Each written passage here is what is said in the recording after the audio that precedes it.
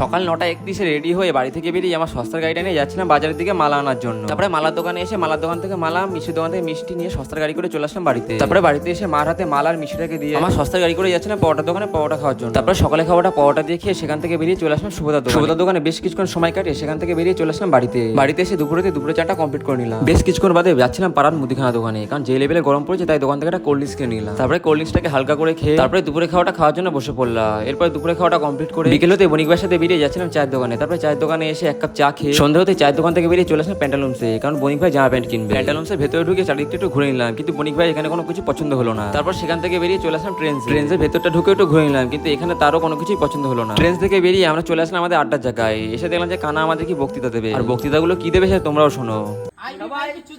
সবাই শোনো, এই বডি কালকে মহলার পিকনিক অনুগ্রহ করে শুনে